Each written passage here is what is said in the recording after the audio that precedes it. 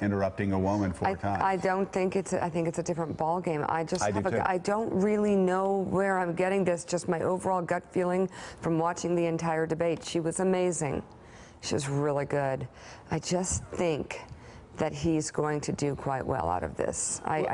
Well, you don't know where you get it from. You get it from like the 87 Republican debates. I know what is appealing about him to the American people that follow him, not just his movement, but others who are perhaps sick of what's happened over the past few decades. He got in some things in there that go, yeah, exactly. All right, so many people noticed a shift in the debate when it came to the subject of taxes and why he hasn't released his own tax filings. So you've got to ask yourself, why won't he release his tax returns? And I think there may be a couple of reasons. First, maybe he's not as rich as he says he is. Second, maybe he's not as charitable as he claims to be. Third, we don't know all of his business dealings, but we have been told through investigative reporting that he owes about $650 million to Wall Street and foreign banks. Or maybe he doesn't want the American people, all of you watching tonight, to know that he's paid nothing in federal taxes, because the only years that anybody's ever seen were a couple of years when he had to turn them over to state authorities when he was trying to get a casino license, and they showed he didn't pay any federal income tax. So if he's paid, there's something he's hiding. And we'll guess. We'll keep guessing at what it might be that he's hiding. But I think the question is, were he ever to get near the White House, what would be those conflicts? Who does he owe money to? You don't learn that much from tax returns, that I can tell you. You learn a lot from financial disclosure, and you should go down and take a look at that. The other thing, I'm extremely underleveraged. The report that said 650, which, by the way, a lot of friends of mine that know my business said, boy, that's really not a lot of money. It's not a lot of money relative to what I had. The buildings that were in question, they said in the same report, which was actually, it wasn't even a bad story, to be honest with you, but the buildings are worth $3.9 billion. We're a debtor nation, we're a serious debtor nation, and we have a country that needs new roads, new tunnels, new bridges, new airports, new schools, new hospitals.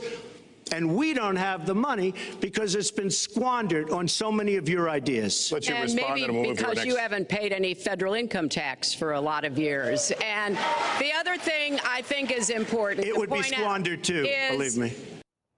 Actually, that was I think actually a strong Donald Trump point, where he talks about, well, why aren't we spending money on infrastructure, bridges, roads, et cetera, et cetera, et cetera, et cetera, when we've been wasting all that money? Well, why don't you pay more taxes? You would have wasted my money too, which is how a lot of Americans feel. Look, he's not going to lose a single element of the core of his support. No. They're not going anywhere. Right. Well, right now he's tied in Colorado. He's tied in a lot of other states. Yes, he is. So if he doesn't lose the core and this race stays where it is right now, we've got a dead heat. People will go to work today. They'll go to school today. They'll talk about it if they watched it last night, and it will seep in slowly. I think what she was doing, and I think she did it very successfully last night. If anybody is out there thinking of, you know, I don't like either candidate, I might cast a vote for the Libertarian, or I might cast a vote for the Green Party. You now know that only one of those two people last night on TV is going to be president of the United States. So you're going to start thinking about, you know, maybe I shouldn't throw my vote away. I think that's going to happen as well, and that's going to happen to her benefit. There were several moments in that debate last night, if this had been anybody else, if we weren't grading on the Donald Trump curve, these would be infamous moments in debate history where he said, yeah, I don't pay federal tax, and that actually makes me smarter. When she said he'd been rooting for the housing crisis in 2006, he said, that's called business, by the way.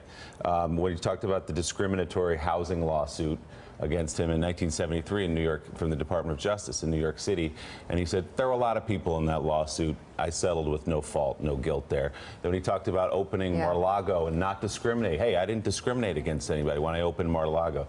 Those are moments that if it had been anybody else, it would have been like a huge gap. Not paying people in full. Maybe they didn't do a good job. They didn't do a good job. But when they got to foreign policy, your point is, on steroids. I mean, when they got to foreign policy, that was sort of where he was losing energy. For a guy that crushed his opposition by calling them low energy, I've never seen a more low energy debate performance. It's like he needed a nap. So we're talking about Rosie O'Donnell. Yeah. Or something. So yes, can we do that? Let's take a quick listen. Oh, let's show it. Go ahead. Hillary is hitting me with tremendous commercials. Some of it said in entertainment. Some of it said somebody who's been very vicious to me, Rosie O'Donnell. I said very